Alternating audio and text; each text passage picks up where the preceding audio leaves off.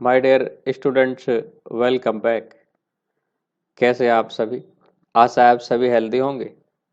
देखिए, हमने अपने प्रीवियस वीडियो में आपको डिबेंचर्स का मीनिंग, डिबेंचर्स के फीचर्स और डिबेंचर्स के टाइप्स और ये बताया था कि डिबेंचर हमें इशू ही क्यों करने पड़ते हैं।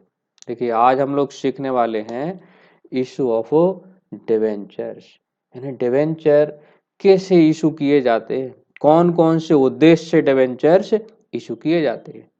अगर हम वैल्यू के बेसिस पे बात करें तो डिबेंचर 3 टाइप से इशू किए जाते हैं। ठीक, फर्स्ट हमारा टाइप होता है issue issue of debentures at par, issue of debentures at par. Second होता है issue issue of debentures at premium. और थर्ड होता है issue of debentures at discount. तो फर्स्ट हम लोग डिबेंचर इशू कर सकते हैं पार पे, सेकंड प्रीमियम पे और थर्ड किस पर? डिस्काउंट पे। अब पार पे इशू क्या कहलाएगा? देखिए, हमें एक शब्द ध्यान रखना है फेस फेस वैल्यू। हम लोग जब डिबेंचर इशू करते हैं तो उस पर एक वैल्यू लिखी होती है जिसको हम लोग फेस वैल्यू कहते हैं। सपोज करें हमारे डिबेंचर की फेस वैल्यू रुपी कितना है? 100 है। ठीक है, डिबेंचर की फेस वैल्यू 100 है। अब अगर हमने 100 रुपये वाली डिबेंचर 100 रुपये पर ही इशू कर दें, हम लोग कितने रुपए पर इशू कर दें? 100 पर ही इशू कर दें, तो ये कहलाएगा issue of debentures at par. तो जब डिबेंचर को उनकी फेस वैल्यू पर ही इशू कर दिया जाता है तो इसे हम लोग कहते हैं issue of debentures at par. सम मूल्य पर ऋण पत्रों का निर्गमन। जब ऋण पत्रों को उनके अंकित मूल्य पर ही, उनकी फेस वैल्यू पर ही इशू कर दिया जाता है तो इसे क्या कहा जाता है? Issue of debentures at par कहा जाता है। हिंदी में सम मूल्य पर ऋण पत्रों का निर्गमन कहा जाता है। Clear?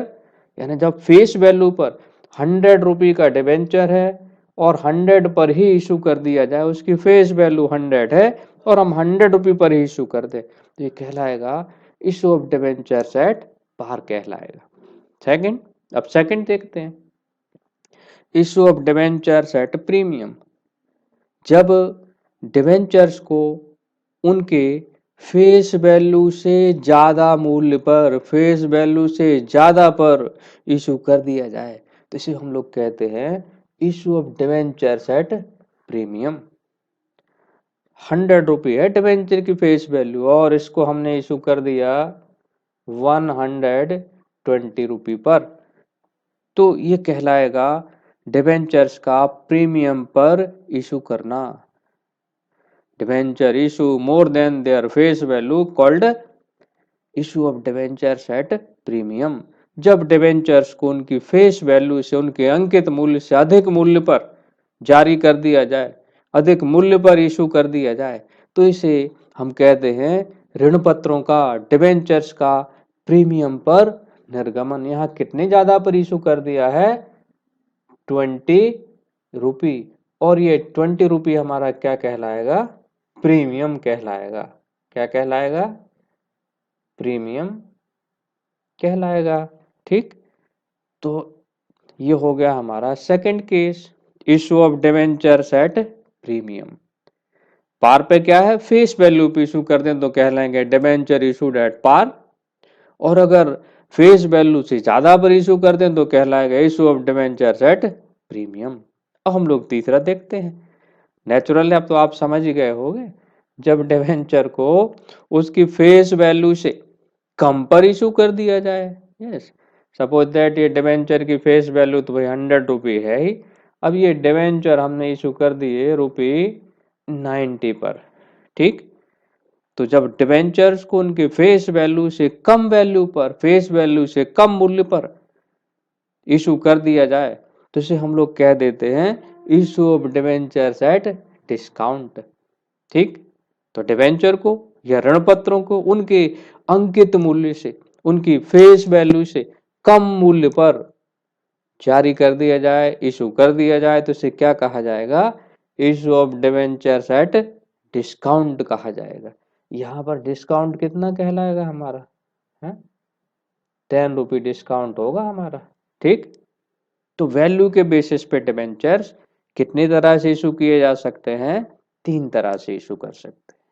Issue at par, issue at premium और इशू एट डिस्काउंट। क्लियर? अच्छा, अब डिवेंचर जब हम इशू करते हैं तो डिवेंचर के नाम के आगे एक वर्ड्स यूज होता है, लिखते हैं सपोज दैट 10% डिवेंचर्स,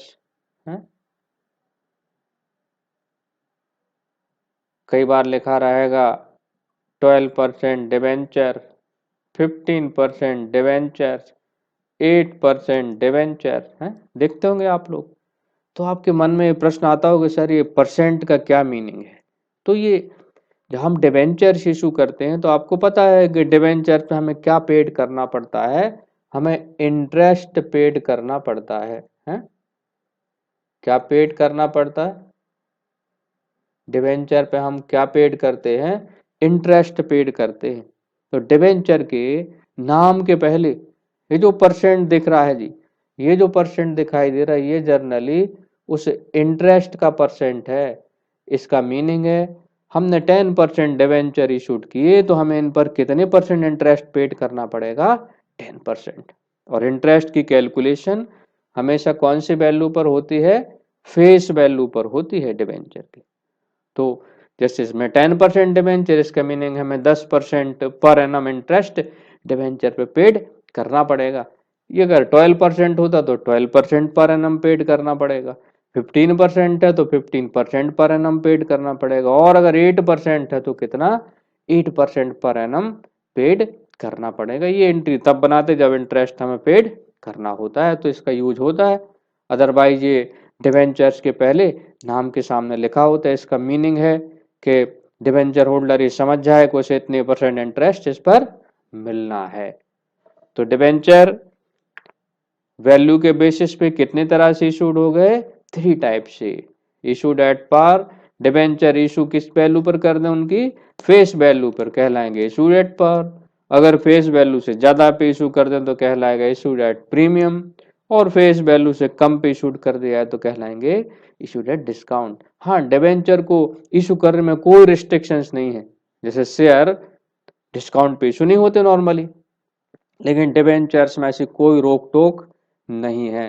कंपनी चाहे पार पे इशू कर दे, प्रीमियम पे इशू कर दे, और डिस्काउंट पे। प्रीमियम पे तभी इशू होते हैं जब कंपनी की रेपुटेशन अच्छी हो, तभी तो हमारा डिवेंचर कोई ज्यादा वैल्यू पर खरीदेगा, फेस वैल्यू से ज्यादा पर।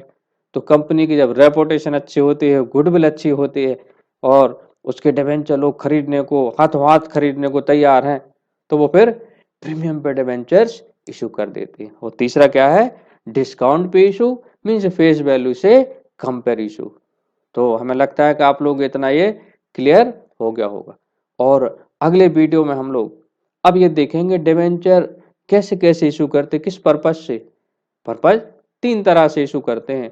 Issue of debenture for cash, cash के लिए ऋण पत्रों का डिवेंचर का निर्गमन। सेकंड है issue of debentures other than cash, कई बार हम लोग कोई एसेट्स खरीद लेते हैं, कोई बिजनेस खरीद लेते हैं तो हमें डिवेंचर्स इशू कर दे, या फिर हम काम करने वाले लोगों को कई बार रिम्यूनरेशन के फॉर्म में डिवेंचर्स इशू कर देते हैं, तो कहलाता है issue of debentures consideration other than cash. और तीसरा है हम लोग डिवेंचर कई बार कोलेट्रल सिक्योरिटी के फॉर्म में, हम लोग कई बार बैंक से लोन ले लेते और सहायक प्रतिभूति के तौर पर बैंक को हम डिवेंचर्स दे देते हैं सिक्योरिटी के लिए, तो ये कहलाता है issue of debentures for collateral security. तो अगले वीडियो में हम लोग ये सीखने वाले हैं। तो आप लोग वीडियो इसी तरह देखते रहिए और सीखते रहिए। एग्जाम का टाइम आ रहा है, सबको रिवीजन करना है, तो सब लोग वीडियो आराम से सारे पिछले वीडियो देख लीजिए। Thank you.